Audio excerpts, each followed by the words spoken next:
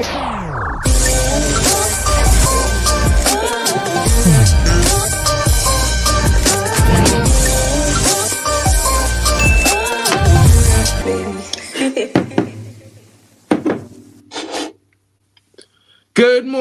morning. Big up to each and every one of you. It's your boy, Mark, and MUFC fan, and you know what it is, guys. Smash those likes and subscribe. Share the channel around. It's the birthday week, and I'm coming up on that big day. It's going to be on Sunday, guys, and we're trying to hit 3K, so please help your boy, help the community to grow. Donate those likes. Let's get those subs up to 3K on Sunday. Of course, you know the big thing is tomorrow. United are in the UEL Europa League nights. It's back at Old Trafford. Ruben Amorim's first game at home. And guys, it's going to be very, very interesting. Your boy is going to be live at Old Trafford as usual because, you know, Europa nights, we love those nights. So we got to be there. We got to be counted. We got to cheer the boys on, cheer the old manager, and we got to get those 3 points. Of course, you know, I will be back to do the watch along with you guys as well on Sunday because you know what? First home game in the Premier League. So it's back-to-back home games for the new manager. Hopefully we could get back-to-back 3 points. What's more important this morning, guys, is the fact that there's lots of transfer rumors floating around Manchester United, and there are constant reports coming out United will spend in January. Now, there's also some reports that there's possibilities that we will see some exits. I spoke to you guys yesterday in my update about Marcus Rashford and Joshua Zirkzee. Well, it looks like there might be a Christian Eriksen leaving as well. Let's see how it goes. There's some other interesting news coming up. Let's talk about it because it's interesting to get into it. I would like to hear your comments, so don't forget, guys, get in. Let me know how you feel. Let me know what your thoughts are. If you've joined me and you've checked out the videos before in the Transfermarkt, let me know what you think. Which players you think more likely will be coming to Man United. Of course, you know, we are on a tight budget, so it's going to be interesting to see how we can get these things done. And what I can say to you, let's talk about it first because you know what? Interestingly enough, this guy is at the top of the list. And yes, guys, I'm talking about Theo Hernandez. Of course, you know him. He plays for France. He has his twin also plays professional football as well. You know, he's very, very good on attacking left wing back, can also play right wing back, and he scores, gets assists, very good defensively as well. Very interesting player. And guys, would you like to see Theo at Man United? Of course, for me, I would definitely be enjoying that. It would definitely be one of the things I would think we were missing. We need some experience in the defense. We need someone who can bring the youth to the level that we need them to be at. And we need someone who's capable of playing the system that we are moving forward to. It's brand new. There's lots of things to change. You know what I mean? And we have to be patient as well, but we should have some positive impacts, different parts of the pitch to improve us. And Theo Hernandez will definitely improve us. Currently, we're without a definite left back.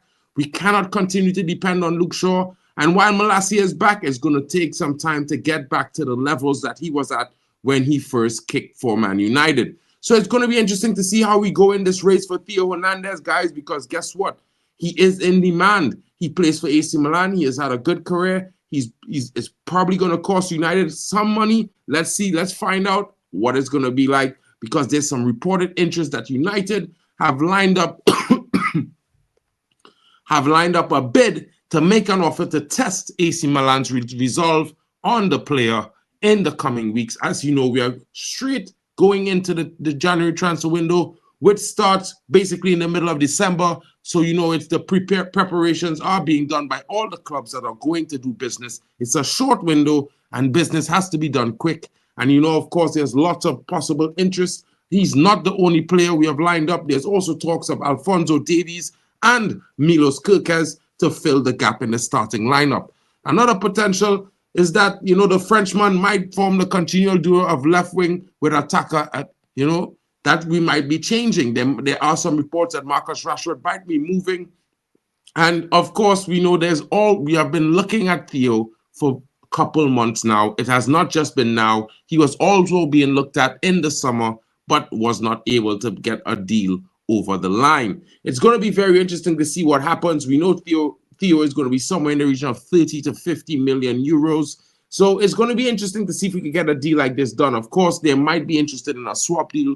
Of course, there are reports about Joshua Zirkzee and a few other players. And Joshua Zirkzee was supposed to go to Milan. So there might be some interesting things to be done by this. This deal is very intriguing to me. And I just brought it to your attention, guys, because I feel like it's an interesting scenario that is very, very possible. Another very interesting scenario coming in the reports is young midfield general coming out of Scotland, Lennon Miller. And young Lennon Miller plays for Motherwell. He is their captain, just at the tender age of 19 years old, and he's a very, very interesting midfielder. He has very good ability on the ball. He's very composed. Of course, he's the captain of this team. He has done very well for Scotland as well. As you can see, he has represented them at international level.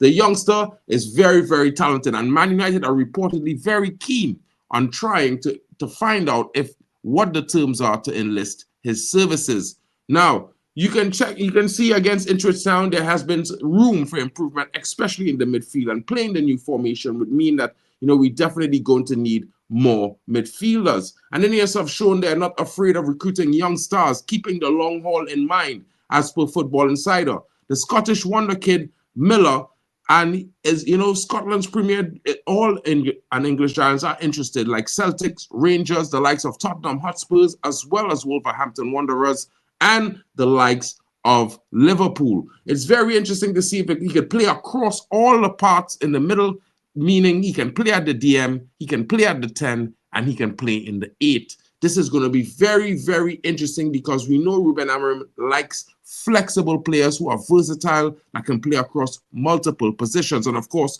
knowing to play these positions means he can be fluent in this type of attacking, expansive football style that we're trying to play at Man United. Apart from this, there's some interesting other news coming in that Aston Villa and Chelsea are also looking and trying to make an approach. Miller is in very much high demand, but as you know, we have one of the greatest things that could be an asset, a conversation with Sir Alex. And of course, he's been recommended by Sir Alex to the staff. So we all know that, if there is an interaction made, it's very possible that United could find themselves in pole position. Big up to Gula's season, my bro. Big up to United is the only true club to support as a Trini 100% red, white, and black. You can't change that for nothing. You know what I'm saying? Big up to you, broski. You know what? First time seeing you here, but make sure smash a like, subscribe, bro. Hit the notification bell so you can see when we're live. You can also come in and have your say. Today's not a call-in show, but I have one tonight as we are doing the match preview ahead of the match against Bodo Glimt tomorrow. So big up. We don't really do that well in the midfield talents. Mainu is the only breakthrough. 100%. We have the likes of young Dangor Jr. as well coming back from injury. So it's going to be interesting to see how this develops because we have a lot of young midfield talent. Some of them have not yet made their senior debut. But Dangor has, but he has been suffering from some injuries over the last few months. And that was mostly because of growing pains as well. So let's see how it goes. I would expect that by January, we'd have a core of youngsters that will be training regular with the first team and possibly featuring in minutes if we can get our games, won in the first half, like 2-3-0 up. Maybe we might have some games like that where we can see some youngsters come on the park, and it's something that I'm looking forward to. Big up to Joe Blackman in the building. What's good, my bro? Hope you guys are well. I know the guys were grilling you just now on the KG stream, but you know what? I had to come and do this little transfer update. There's some interesting news coming in because there's a Premier League rival that's interested in a Manchester United player, guys, and it's one of those things to see what we're going to do. Manchester United summer signings have struggled to perform at the club so far in some instances. Lenny Euro has been unlucky with fitness issues, but Matthias de Ligt, Manuel Ugarte have not hit their peak form. I would say that, saying Matthias de Ligt hasn't done that is a little bit disingenuous, but Ugarte has not been consistent yet. We have seen very good performances. I think the signing of the summer, Mazraoui, guys, what a steal of a deal at £12.7 million. I can't believe we got that one over in Bayern, and I think they're probably going to be upset. I think De Ligt has performed well and will come more in as the season prolongs. The players when affected most among the new signings is striker Joshua Zirkzee, who seems to be miles away from the starting lineup at this moment. The Dutch attacker has only managed to score 1 goal all season, and it came against Fulham on the opening day. Since then, he has been made to sit on the bench with opportunities limited due to Rasmus Højlund getting more chances to play. The future of Zirkzee at Old Trafford has now become uncertain, with several clubs keeping a close eye on the former Bologna man. There's some interest coming from Aston Villa, Juventus, Napoli, Inter Milan, and AC Milan. So, guys, this is why I tell you, if you look at some of the players that we're looking at, there can be deals done. Now, I'm not saying I would like to see Joshua Zirkzee go. I'm saying I would give him time. But if this is what the structure decides, I'm going to have to back it, and I hope you guys can back it as well. Big up to you guys, and don't forget, smash the like button. It really helps the channel grow, and it shares it around to everyone. So, if we can get to like the 50 like total every day, hopefully I do try to get there. I average around 20, but 50 would be the aim every day. Hopefully I could start hitting that every day, but I can't do it without your help. But I would also thank you for all you coming in and supporting each and every time. Big up to Stephanie Griffith in the building. Big up to you. Hope you're having a good one. So it's interesting. Like, we've been talking about Joshua Zirkzee repeatedly. There's been some other reports of some players that have been going on repeatedly. So there's no smoke without fire, guys. And to be fair, I think it might be a situation where we could have made a mistake, though I hope that it's not the case. One thing I would say that some people might be mad at me is that this interest that has been touted and has been blasting around Germany for the last 4 weeks is 100% true. Because if this is true, then maybe we can get a 40 to 50 million boost in the January window, and maybe he can finally find, a club that, he can change his outlook. Because it doesn't seem like this guy is the same guy we've been supporting for the last 10 years, guys. You know what I mean? He has a world of talent, bags of ability, and he just doesn't seem at it. And it's disappointing to watch, guys. It's hard to watch as a Man United fan. He's a hometown hero, a Mancunian, academy, boyhood club fan. You know what I mean? He's got everything. All the boxes are ticked, and he just doesn't deliver. And he doesn't look happy. He doesn't look like he wants to win. He doesn't look like he has that drive anymore. And maybe I could be wrong, but I really hope that he finds his way, because at the end of the day, if he does do well, I mean, Manchester United does well. But at the same time, if he can go and, open up a spot that we've never really done much changes to for the last decade, because, guys, let's be honest, he's always been on our left wing for the last decade. You know what I mean? It's been 10 years. How many left wingers has Man United gone after in the 10 years that he's been at the club? 2. Jadon Sancho was 1. You know what I mean? Garnacho got promoted, another one. So it's not really something that we've been doing. And maybe it's that time, guys. Sad to say, but maybe it's that time. I have hit the like button as the Truth of United fan base. Big up to you, bro. Big up to you. Big up to Never Miss Rob in the building. So, guys, the report is coming in. There's lots of reports coming out that Marcus Rashford has been contacted. His camp has been notified of PSG's interest. They have, contacted to find out the terms of a possible transfer to PSG. We know that we've been hearing lots of reports that Luis Enrique would love to have Marcus Rashford at PSG. And let's see how that goes. I think it would bode well for United if this deal is done. It would give a sense of urgency to other players in the squad, seeing that Marcus Rashford and Luke Shaw have been here 5 years longer than everyone else on the team. So they are the most senior players in the squad. They have been through 5 managers each, and it's one of those things that maybe it might be that time. He does kind of, in a way, I would say the same thing, my bro, because to be fair, with all that ability, all that talent, everything around you, and you cannot deliver on game day, it's too disappointing, and the fans feel it a lot because, we backed this guy for so long. Everyone wants to see him be a superstar. Of course, we thought he's better than Mbappe, but he could not maintain that form, and that's the interesting thing. Another report coming in. We talked about it yesterday, and there are more reports coming in today that United have made initial contact, to find out with the agents of what are the terms of a possible transfer for this guy. So yesterday was just consideration. A few weeks now it was consideration, but as of yesterday, it's more of an interest. a focused interest, because they're trying to find out what are the terms and what is the possibility, how much it's going to cost, what it's going to take, what is going to be for the player, and how can they facilitate a move. Let's see how it goes. But this Portuguese, the left wing back and centre back, can play any position across the back line. He is very versatile. He's 22 years old. He's a very huge talent. And trust me, guys, it might be something we need to look at. As you know, we are lacking a consistent left back. So I am liking these scouting reports coming in, all the news coming in about the players. We have been linked to a lot of players who can play that left wing back role, who can play that left back role as well, or play the centre back.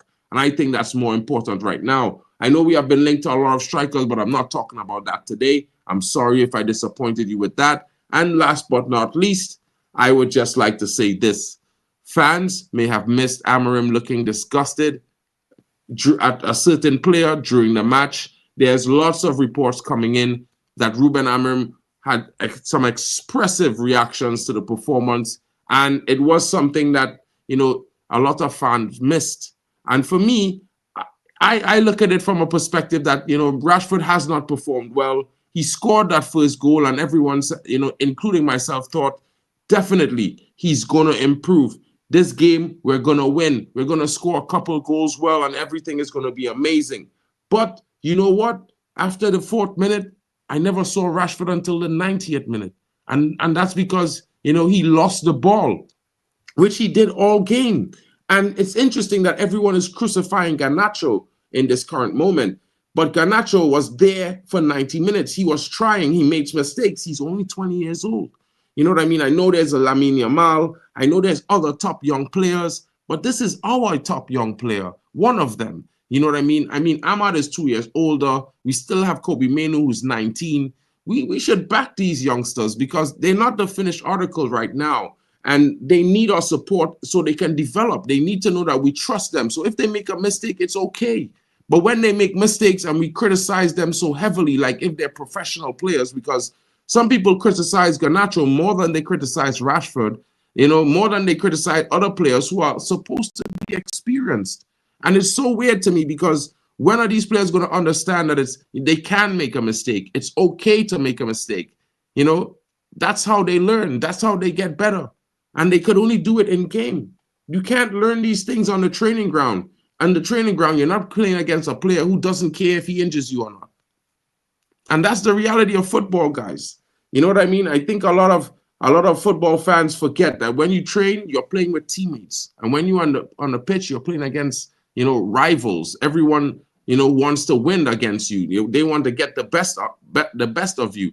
So they're not going to be they're not going to generally play to injure you. But if you get injured, it's not really their problem. They're on a different team. You know what I mean? Some latest reports coming in, last but not least, to be fair, it's one of those reports just like the Jonathan Davis report that I would say to people, guys, I'm not really liking this. I think this is an overrated situation. And really and truly, us being linked to Victor Osimhen in this moment, it's been pumping around Germany for the last 2.5 weeks. And while Osimhen is a talent, he is nowhere near worth 100 million. Just imagine Antonio Conte got rid of this guy to get Lukaku in the door. And that shocks me, guys. Because for what it's worth, I've watched AFCON, and he was rubbish at AFCON. If it wasn't for Lookman, Nigeria probably wouldn't have scored a single goal because he was abject trash in the AFCON. For me, he's a one-season wonder. I could be going wrong, but his best season was a year and a half ago. Last season in Napoli, he was trash. This season, he's been scoring goals in the Turkish league. It's the Turkish league. I'm not trying to disrespect the Turkish league, but it's not the Premier League, it's not the Bundesliga, it's not Serie A, and it's not the Eredivisie. It's ranked 7th or 8th. So it's interesting, you know what I mean? But it's 100 million, guys. I just want you guys to understand. I don't even want him for 50, bro. You know what I mean? I'd rather get the likes of the guy we talked about yesterday, Victor Boniface. That's a better Victor to have. He's 23 and he's lethal. He's been scoring goals for fun in the Bundesliga. He's physical, he's fast, and he's more the finished article. And I think he plays in a 3-4-3 system already. So he already knows how to play with the wing backs. He's already used to the system already. You know what I mean? So that's the interesting thing. Big up to Alex Adu in the building. Hope you're well. And greetings to everyone else in the chat from Alex. Hoping everyone is well. Football IQ is missing at our club, man. They play like, bro, this is the one thing I would like to say. We have a lot of players with a lot of talent and potential, but the IQ is far lacking. It's weird. It's weird that these guys, I feel sometimes like these guys just don't think when they're on the pitch, because it's almost as though the manager has to tell them every single thing that they have to do from minute 1 to minute 94, else they can't do it. It's so weird. You got one job. You've been playing football for years. You can't tell me you can't read a game. Playing football for more than 10 years, 10, 15 years in some cases, from the academy up, and you still need to learn how to pass a ball, whether to make a through ball or bend the ball around, you know what I mean, or dump it off short, when to hold it, when to pass it. These things, if you don't learn it when you come out the academy, I mean, this is why you don't play Premier League. People would be mad that I'm saying that, but sometimes I watch some of these guys and I wonder if they're actually Premier League ready. You know what I mean? Because they don't look it. If a manager needs to coach players the basics in the first team of a Premier League club, something is very, very wrong with those players. Very, very wrong with those players, bro. That is mad. That is mad. You know what I mean? What I would say, guys, is that, you know, we also talked about this guy yesterday. Of course, I had him on the thumbnail with a mask on. Of course, I know a lot of you guys might not know about him, but I just wanted to talk about him right before we go, because this player is a very, very talented youngster. Omar Marmoush, the 25-year-old, you know, Egyptian striker. He plays at Eintracht Frankfurt. Of course, my best friend in Germany, he's an Eintracht fan, so he's going to be mad that I did this, but United should go get this guy. He's going to be cheaper, and like Boniface, he plays in the back 3 formation. He is very, very good. He's a bit taller, a bit sleeker, but he has the physicality. He can involve players with him because he has a lot of assists this season already. He has 24 GA, 14 goals in all competitions, and 11 assists. So it's one of those things where he's a top performer in his team. He gets 11 assists and he still scores 14 goals, and there's still a lot of the season left. It's not even January, guys. This is the kind of form this guy is in right now, right? Critical form. This is the kind of striker that's hitting that I'm the finished article guy. You know what I mean? And getting this guy or Boniface at this time, while we're learning a new style with this new manager, I think would be critical, because I think we need an experienced striker so Højlund could relax. He could play games, he could start games, he could come on in games, he could come off in games. But we need a guy that we could depend on to get us a goal.